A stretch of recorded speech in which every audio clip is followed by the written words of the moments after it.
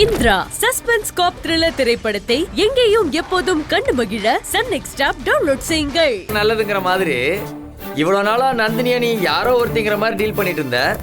அது இப்பவாச்சும் மனசுக்குள்ள இருக்கிறது வெளியே வந்திருக்க. யார் மனசுக்குள்ள? டேய், உன் மனசுக்குள்ளதான்டா. நந்தினிய பத்தி பெருசா கண்டுக்கவே மாட்டல்ல. வீட்டுல ஒரு ஸ்ட்ரேஞ்சர் இருக்காங்கங்கிற அளவுக்கு தானே நீ நடந்துக்குவ. எனக்கு தெரியும்டா, உன் மனசுக்குள்ள அவளுக்குன்னு ஒரு இடம் உருவாக ஆரம்பிச்சிருச்சு. அதை நான் எப்பவோ ஃபீல் பண்ணிட்டேன். கடைசியில அதை நீயும் ஃபீல் பண்ணிட்ட.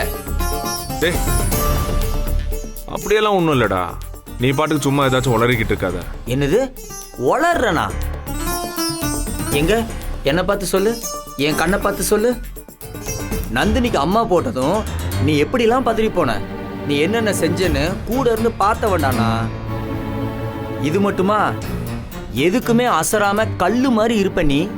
என்ன இந்த விஷயத்துல இப்படி எமோஷனல் ஆகுறானேன்னு நானே கொஞ்சம் குழம்பி போற அளவுக்கு ஆயிட்டானா பாத்துக்க. அதுவும் கோயில் வாசலுக்கு போய் பிச்சை எடுக்கிற அளவுக்கு நீ போறனா சும்மாவா?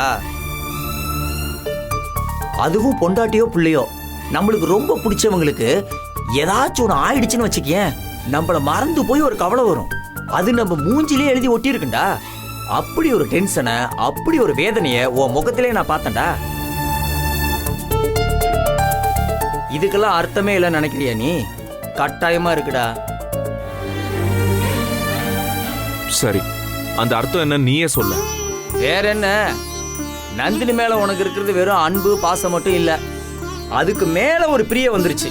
அது கன்ஃபார்ம். போடா, அதெல்லாம் ஒண்ணும் இல்லடா. சரி, நீ சொல்ற மாதிரியே வச்சுப்போம். அப்புறம் எதுக்கு மச்சான் நந்தினிக்காக இவ்வளவு பண்ணணும்?